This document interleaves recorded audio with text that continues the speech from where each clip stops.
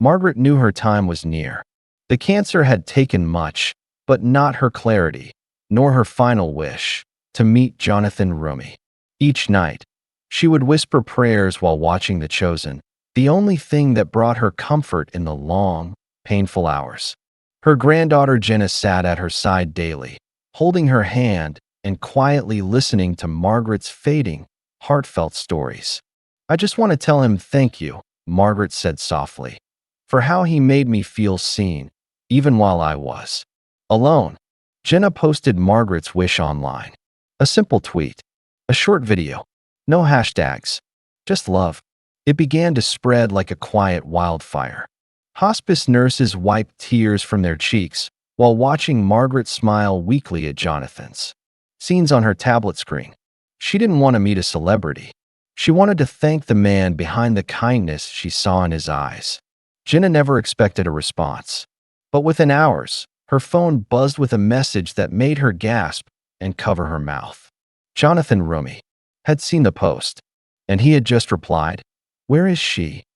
The room, once heavy with waiting, filled with light and trembling hope, a dying woman's heart still whispering one last prayer. "Before we continue, we'd love to hear from you. Where are you watching from? Drop your location in the comments below, and be sure to like, share, and subscribe for more inspiring stories." When Jonathan read the post, he felt his chest tighten, not from obligation, but from a deep, soul-level calling. He wasn't in production, wasn't doing press. For the first time in weeks, his schedule was wide open, almost divinely open. "I need to go," he told his manager. "Not for PR, not for cameras, just because it matters." As he packed his bag, he thought about his own grandparents. How gentle they were. How quietly they carried so much love. The drive to the airport was quiet. Jonathan didn't listen to music. He just stared out the window, reflecting. At the gate, a stewardess recognized him. "The Chosen," she smiled. "You're great in it." He nodded. "I'm going to meet someone who's been watching." On the flight, Jonathan clutched a small handwritten note he wrote for Margaret, just in case words didn't come when it mattered. "Let me be present," he whispered silently. "Let me make her feel what she gave me, peace." He didn't know what he'd say, or if she'd even be conscious. But he knew this journey mattered more than most he'd ever taken. As the plane landed, the sky outside blushed with morning. Jonathan exhaled deeply. He was ready. Margaret had grown weaker. Her voice faded between words, but her spirit somehow became brighter, like a candle burning before it sleeps. "He's coming, Nana," Jenna whispered gently, brushing Margaret's silver hair. Margaret smiled faintly. "I knew he would." The nurses prepared the room with quiet reverence, not for a celebrity visit, but for something sacred. When Jonathan walked in, he removed his shoes at the door. His face was soft, eyes kind, voice steady. Margaret turned her head slightly and saw him. Her breath hitched. You came." Jonathan stepped forward, knelt beside her, and gently took her hand. "Of course I came. Thank you for calling me." He didn't perform. He didn't act. He just sat, fully present, holding her hand like he'd known her his whole life. They spoke little. Margaret only asked, "Was it ever lonely, carrying that much kindness on screen?" Jonathan's eyes glistened. "Yes, but now it feels worth it." A deep silence wrapped around the room, one that didn't feel empty, but eternal. In that hospice room, time slowed. And for a moment, death stepped aside for grace. Margaret's breathing grew softer. Each breath was longer between, but lighter. There was no fear, just peace. Jonathan read her the note he wrote on the plane. Every word a thank you, every sentence a mirror of her light. "You gave me peace just by receiving what I gave," he read. "You reminded me it matters." Margaret smiled once more. "That's all I ever wanted. To matter." Jonathan leaned down and gently kissed her forehead. "You always did." Her fingers slowly released his. Jenna stood silently nearby, her tears falling without sound. A soft wind came through the window. The curtain fluttered, and Margaret's chest stilled. There was no beeping, No alarm. Just stillness. Beautiful, heartbreaking stillness. Jonathan wept, not from sadness alone, but from awe. She was love, he whispered. And just like that, she was gone. But somehow, the room didn't feel empty. It felt full. After the funeral, Jonathan stayed in town a few more days. He needed silence, reflection, stillness. He wrote a letter, not for press, not for praise, but for people. I met someone who changed me, the letter began. And she did it without leaving her bed.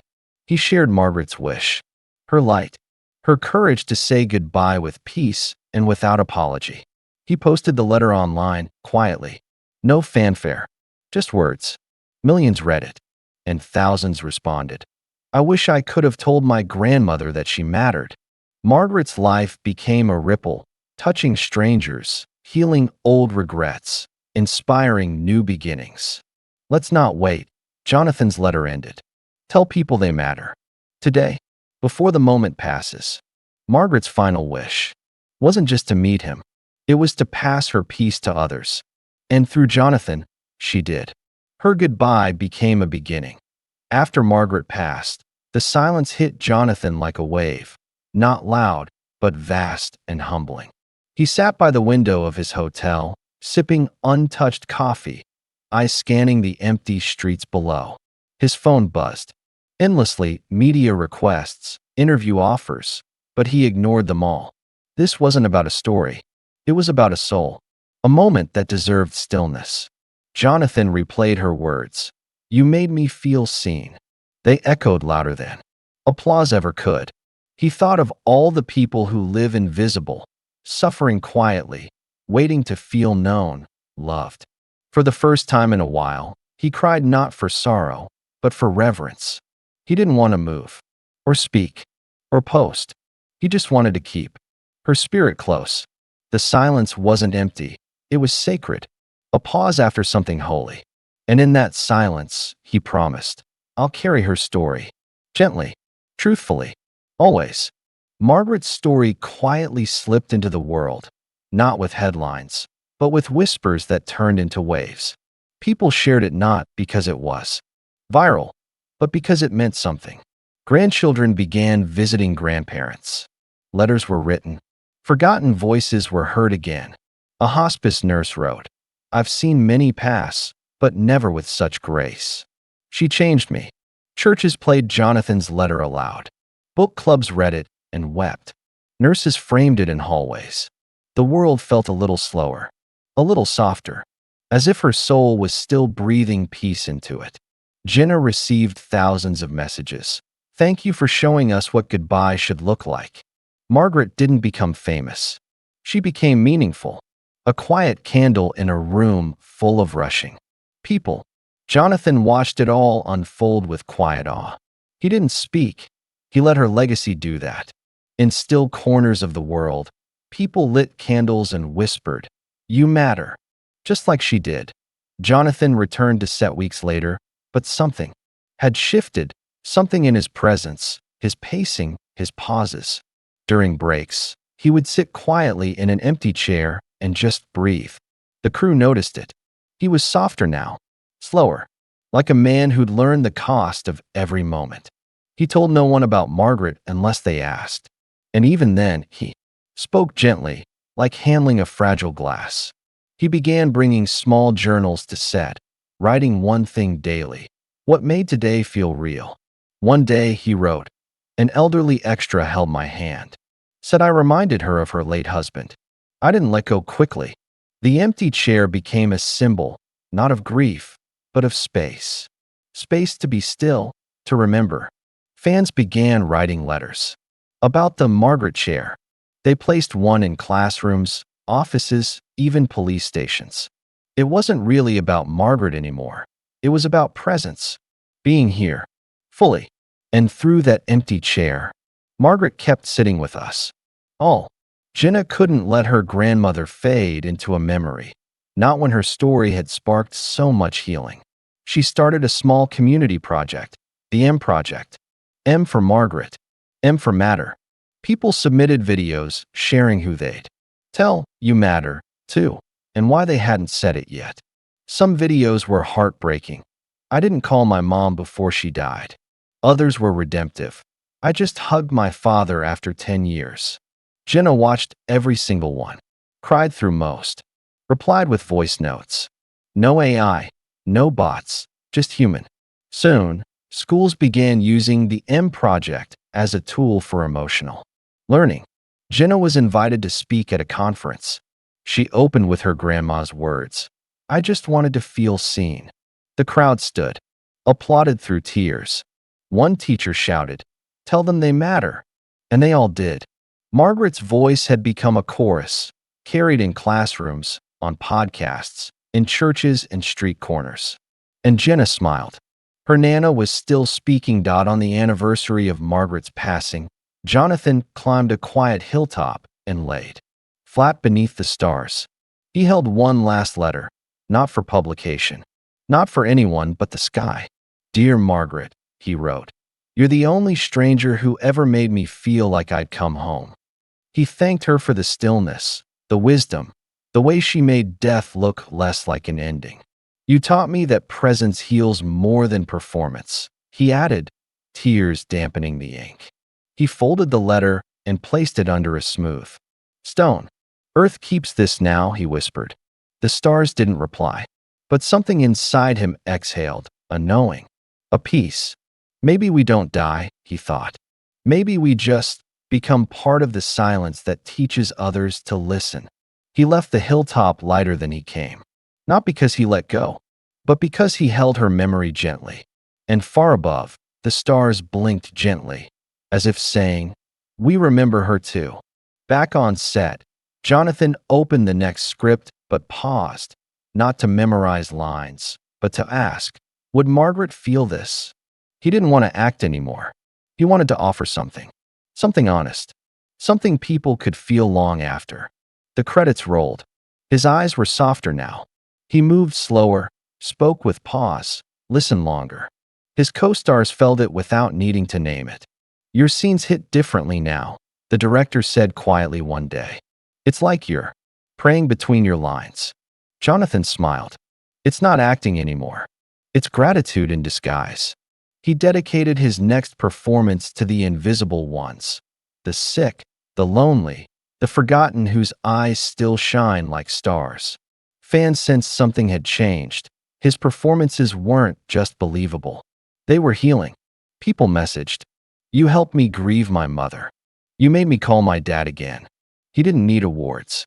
Margaret had given him the only role that mattered, messenger of stillness. And he carried that role with reverence. Letters poured in.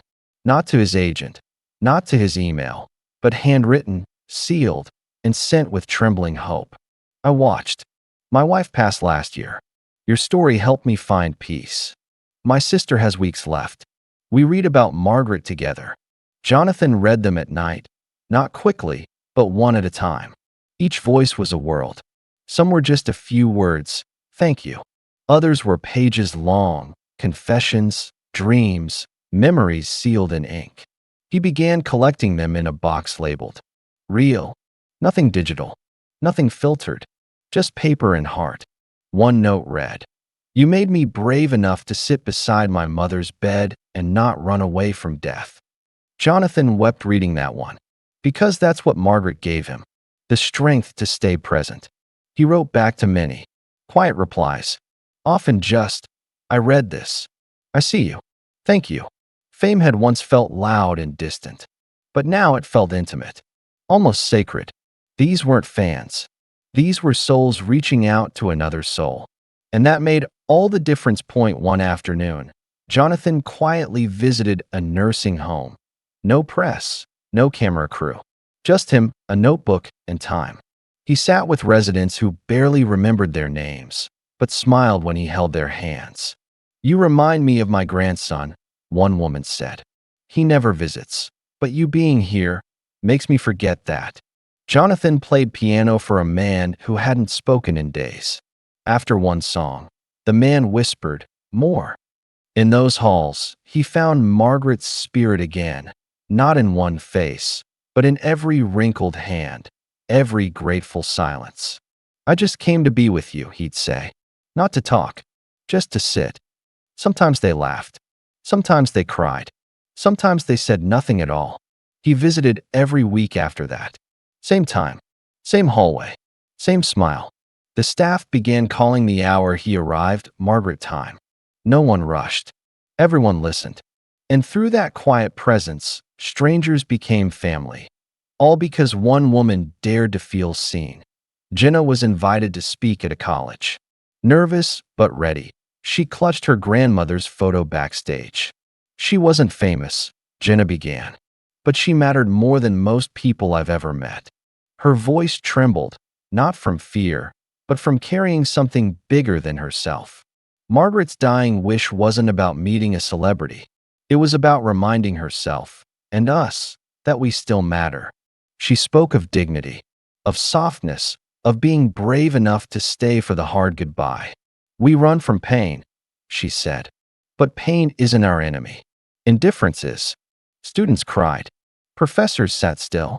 For once, no one scrolled. They just listened. Jenna ended with Margaret's last words. You made me feel seen. The auditorium erupted in applause. But Jenna just looked up, whispering, That was for you, Nana. And somewhere in the stillness, it felt like Margaret smiled. Jonathan walked home that night slower than usual. No music, no phone, just the sound of his own breath. He passed a young man sitting alone. They nodded at each other. No words, just recognition. A child waved at him from a window. He waved back with a soft smile and kept walking. Each step felt sacred now. Every breath carried weight and wonder. He thought about how loud life had once been, how distracted, how rushed. But now, even footsteps felt like prayers. The quiet, like a hymn. She slowed me down, he whispered aloud. And in that slowness, I finally saw the world. A breeze passed. Leaves danced. A church bell rang in the distance. He didn't need a camera to capture the moment. His heart had already framed it. And as he reached his door, Jonathan paused, looked up at the stars, and softly said, Thank you, Margaret, for everything. A filmmaker friend approached Jonathan with an idea, a short documentary, not about fame, but about presence. We'll call it The Woman Who Wanted to Be Seen, the friend said. No scripts, just real people, real stillness. Jonathan hesitated. Only if we don't make it about me, he said. Make it about her. The film featured quiet footage, hospice nurses, Margaret's room, Jenna's letters, elderly strangers whispering truths. There were no dramatics, just real words, soft music, honest eyes. In one scene, Jenna simply says, She taught us all how to leave gently. The documentary aired online. No press tour, no ads. Yet millions watched in silence, tears, and reflection. Teachers played it in classrooms. Caregivers played it for families. Couples held hands during the credits. Margaret never once appeared in it. And yet, she was everywhere. As the final screen faded to black, one sentence remained. Let this be your reminder. They just want to be seen. At a small cafe, Jonathan was approached by an elderly woman. You held her hand, she said, trembling. I wasn't famous like Margaret, she added, but I mattered to someone. That's enough, right? Jonathan smiled, took her hand gently, and said, That's more than enough. That's everything. Wordless moments followed, their hearts communicating, more than conversation could. Another day, a teenager approached him. I told my grandpa I loved him for the first time because of your story. These encounters weren't fan meetings. They were emotional handshakes, soul-to-soul acknowledgments. People cried in elevators, thanked him at airports, and told him things they hadn't told their own families. Jonathan no longer feared silence. He welcomed it. It was where real connection lived. He never signed autographs anymore. He just looked people in the eyes and said, I see you. And that was always enough. Jenna raised funds and placed a bench in Margaret's favorite garden. No statue, no marble, just a peaceful place to sit. The plaque read, In loving memory of Margaret. She made people feel seen. The garden became a quiet sanctuary, where tears were welcomed, memories were honored, and silence was shared. Sometimes, strangers sat and wept. Others smiled quietly, reading the plaque and thinking of their own Margaret. One child placed a flower there every Saturday. He said it reminded him of his grandma's hugs. Jonathan visited the bench every year on Margaret's birthday. He brought tea. Saturday said nothing. The wind always seemed to whisper through the trees, like the world remembering her in its own gentle way. Garden staff left a single candle lit near the bench every evening. It became tradition. The city never promoted it, but somehow everyone knew what that bench meant. And in that garden, Margaret kept giving peace. One visitor at a time. One night, Jonathan sat down and wrote a letter, not to Margaret, not to fans, but to himself. Dear me, it began, you are allowed to slow down. You are allowed to feel everything. You don't have to rush healing. He acknowledged the grief that never fully left, and the peace that always returned when he embraced it. You did not save her, he wrote, but you did honor her, and that is sacred. He promised himself to keep seeing people, not just watching, but really seeing. He folded the letter and placed it inside his journal beside a dried lavender sprig from the garden bench. The past year hadn't been easy, but it had been honest, and that made it beautiful. He exhaled deeply, letting go of guilt, of fear, of the need to always do more. Sometimes presence is the only gift that matters, and he had given that, fully. He closed the journal, smiled softly. He felt whole. 1 year later, Jonathan was offered a role in a major film, but he turned it down. Instead, he volunteered to speak at a hospice retreat, helping families prepare for their goodbyes. In a quiet room, he told Margaret's story one final time, not for tears, but for healing. She wasn't afraid, he said, because she knew she mattered. And she made me believe I did too. Families held hands. Some cried. Others just breathed easier, knowing they weren't alone. Later, Jonathan walked by the lake. No cameras, no scripts, just light and water. He whispered into the breeze, "You're still with me." And somehow, the air felt warmer. Margaret hadn't changed the world with speeches. She changed it by being fully present. Jonathan smiled. What a way to live, he thought. What a way to go. And as the sun sank gently beyond the lake, so did the story. Not with a bang, but with peace. What did Margaret's story teach you about the power of presence and connection? And where are you watching this video from? Drop your thoughts and location in the comments below. If this story touched your heart, please like, share, and subscribe to our channel for more inspiring stories that remind us to stay connected and present.